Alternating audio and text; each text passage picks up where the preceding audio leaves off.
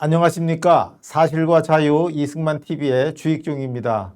오늘 김창룡의 제조목이라는 신간 속의 그 세 번째 시간 되겠습니다.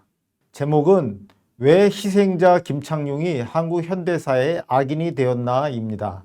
지금 화면에서 보시는 왼편의 책 표지에 김창룡의 제조명이라는 제목 위와 아래쪽에 작은 글씨로 된 문장이 두 개가 있는데요. 위에는 타공의 영웅 특무부대장은 왜 참모총장에 의해 암살되었나 이고요. 그 아래 빨간 원으로 표시를 해놓은 부분은 이 희생자는 왜 한국 현대사의 악인이 되었나 입니다. 김창룡의 제조명 이 책이 다룬 두 번째 질문인데 제가 그 답을 찾아봤습니다.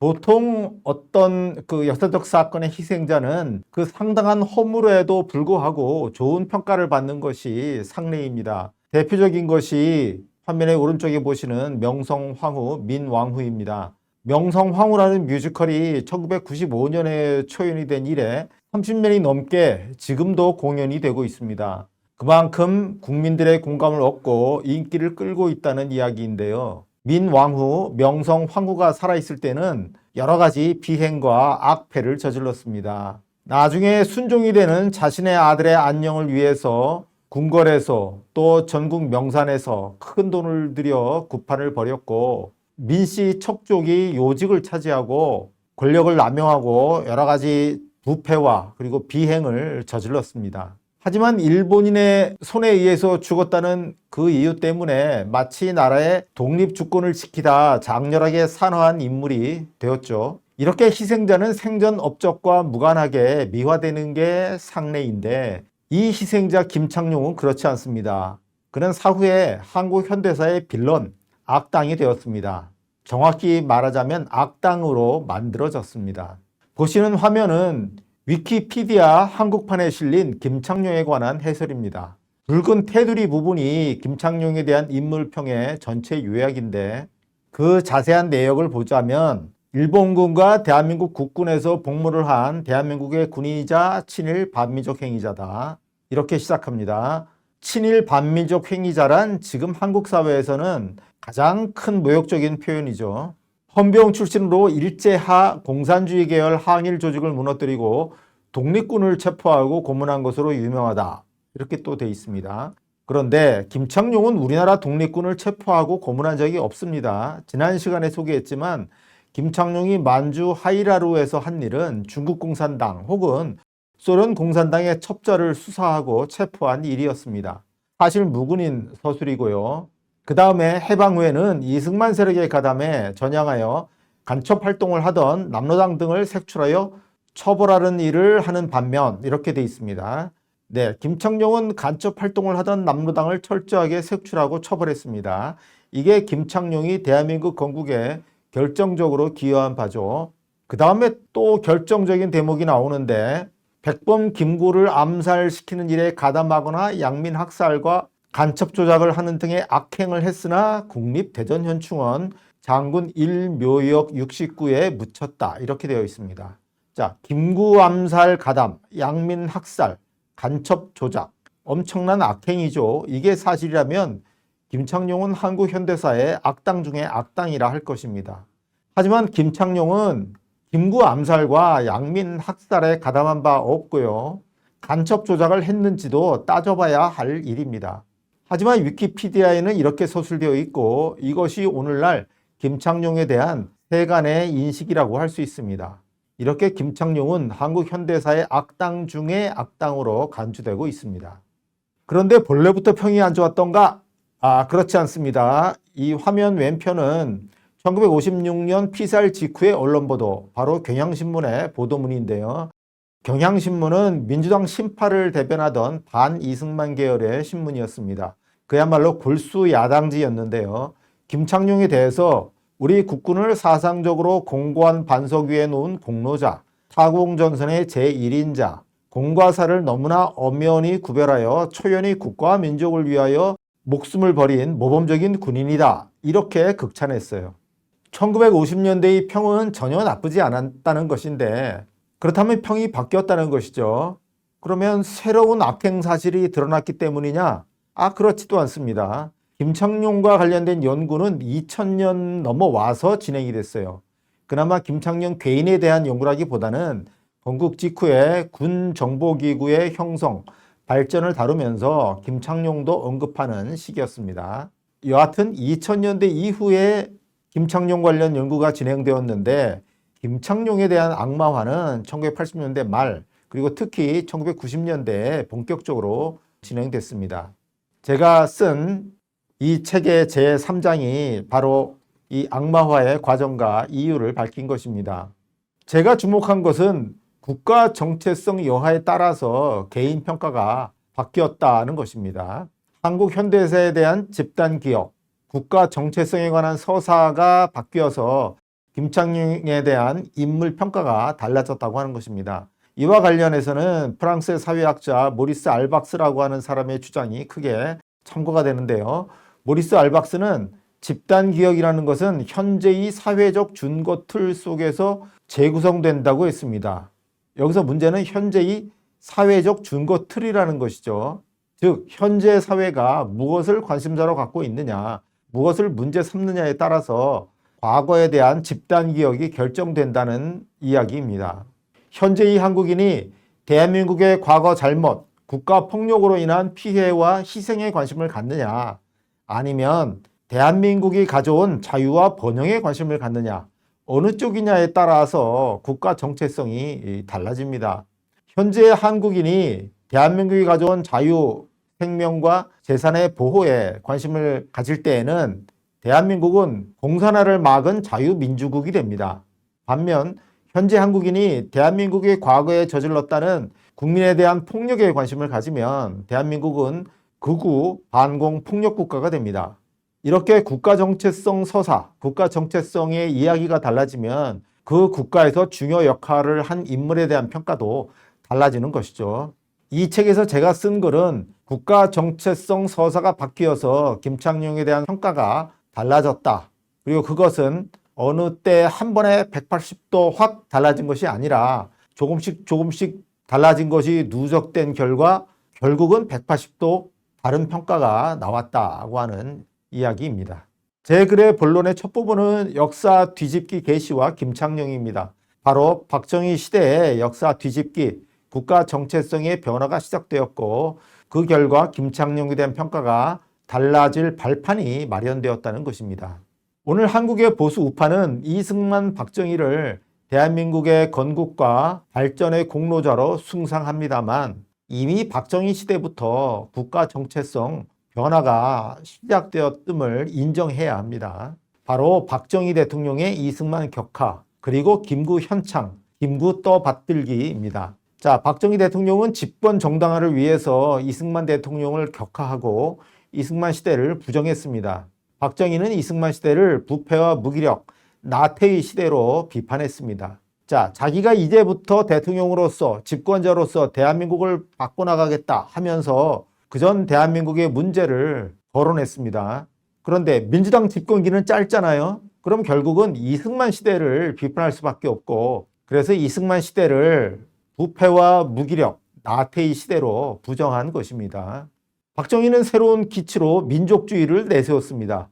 민족주의 정권을 자임해서 민족적 민주주의라는 구호를 내걸었고 또 민족중흥을 강조했습니다.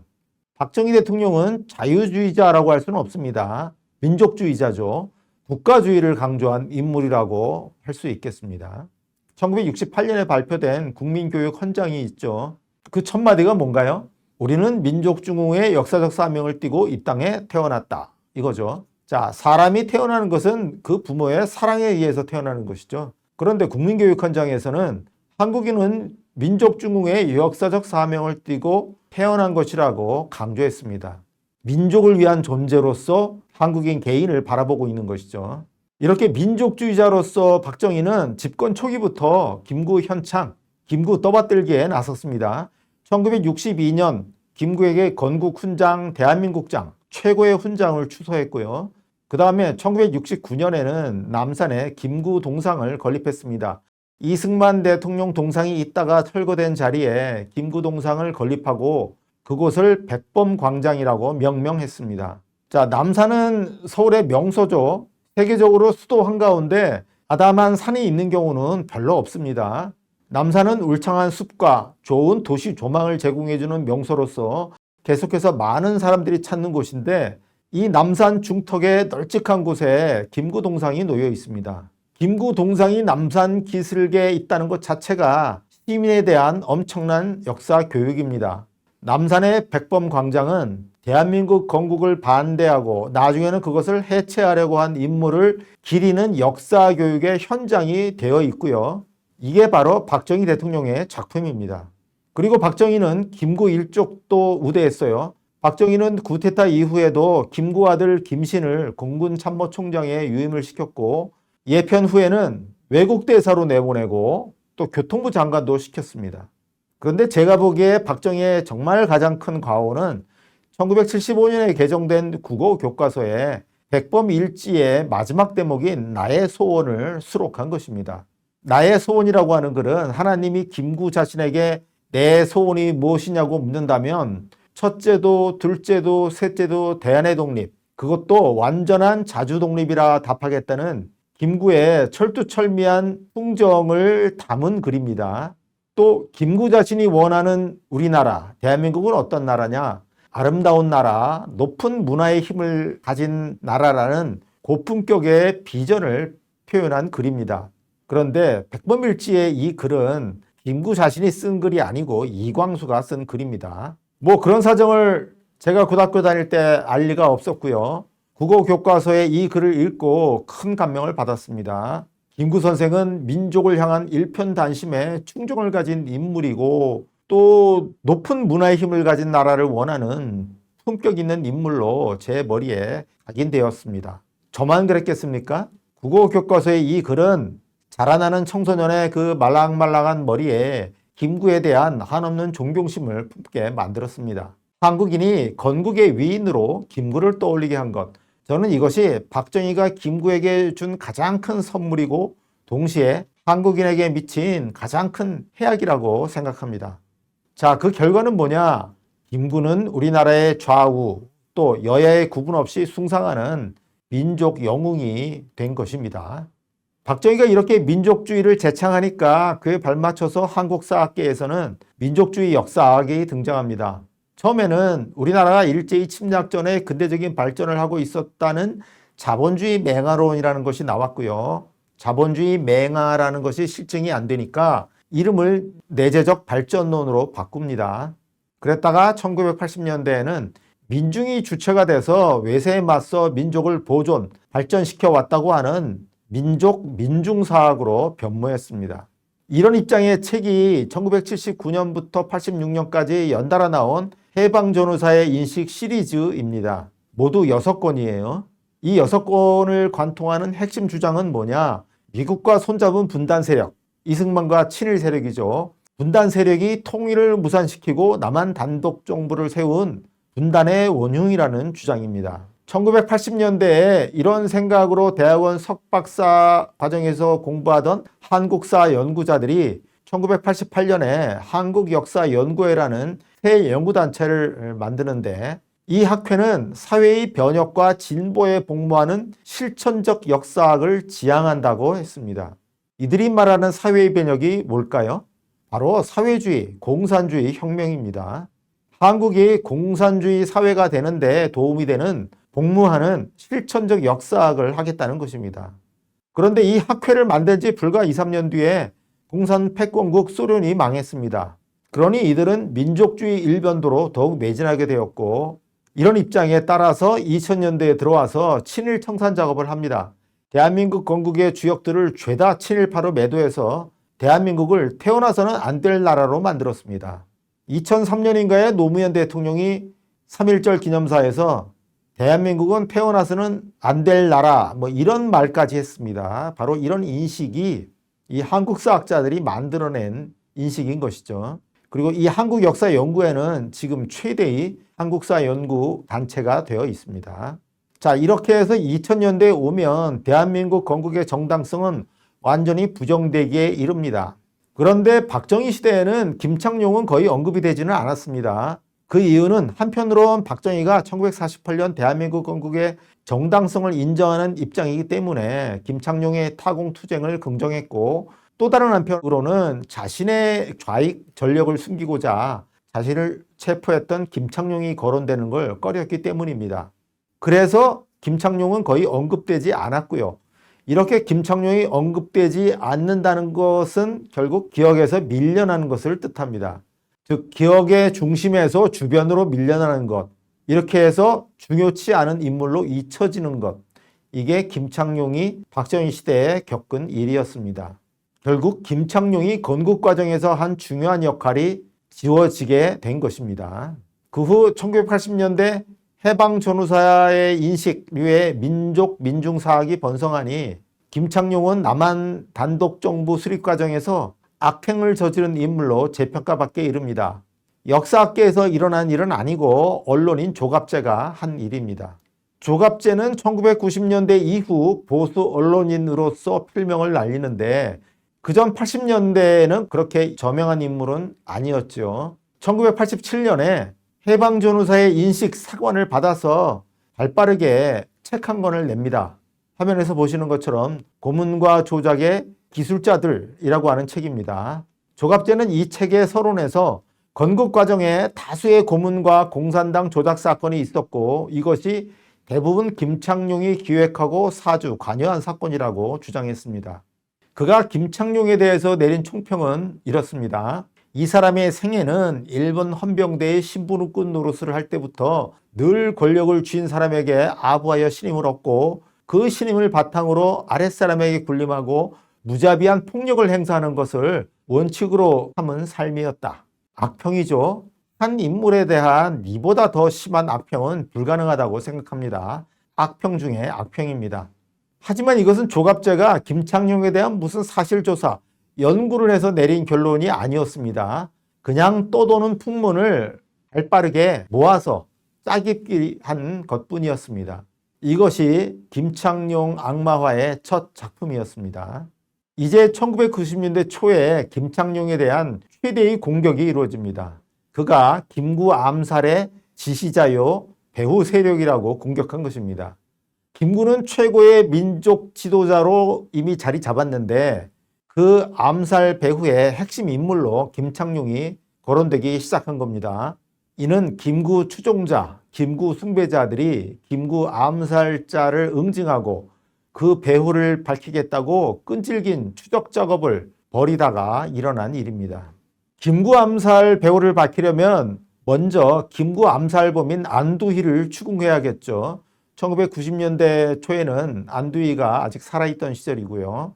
그 전에 이미 1965년에 곽태영이라고 하는 인물이 안두희가 살고 있던 강원도 양구인가를 찾아가서 안두희를 칼로 찌르고 폭행한 사건이 있었습니다. 안두희는 큰 중상을 입었었고요. 그 후 안두희는 숨어 살았는데 한 20여 년 지나서 권중이라는 인물이 1987년, 88년 그리고 계속해서 안두희를 추적해서 폭행하고 고문하고 그러면서 자백을 강요했습니다. 권중이는 특히 1992년에 집중적으로 안두희를 납치까지 해서 고문, 폭행하면서 마침내 안두희가 새로운 증언을 내놓게 만들었습니다. 안두희는 4월 12일 김창룡의 지시로 자신이 김구를 암살했다고 증언했고요. 또 이틀 뒤 4월 14일에는 김창룡 외에도 장택상, 김태선, 노덕술, 최운하 이런 인물들이 배후에 있었다고 증언했습니다. 그리고 9월에는 자신이 김구를 암살하기 6일 전에 이승만을 면담했다고까지 증언했습니다.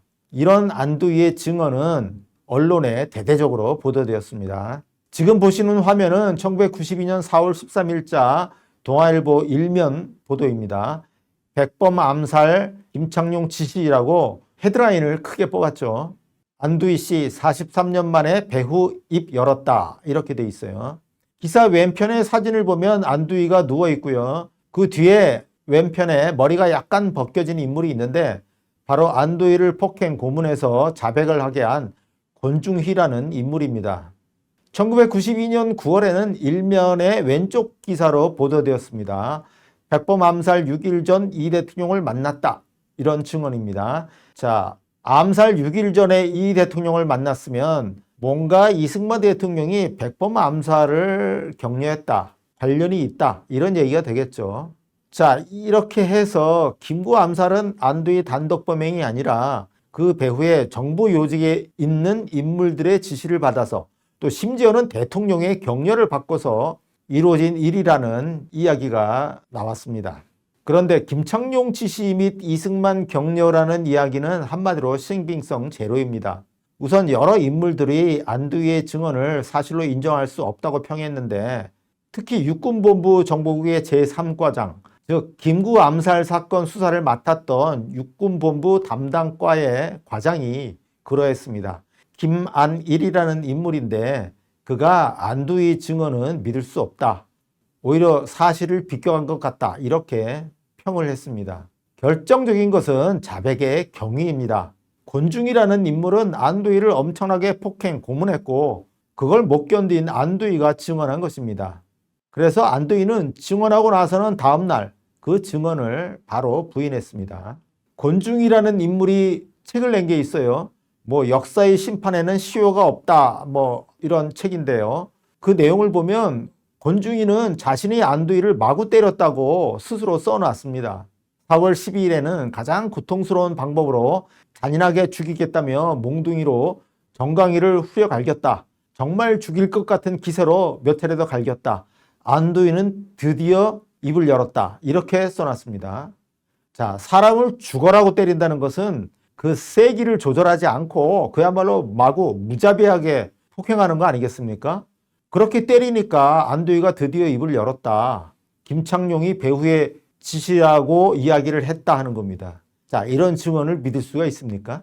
또 9월 23일에는 3, 4분 정도 단봉이라는 게 짧은 몽둥이죠. 단봉으로 7, 8차례 때리고 대침으로 10번 정도 찔렀더니 그렇게 고집부리던 자가 금방 털어놓기 시작했다, 이렇게 써놨습니다.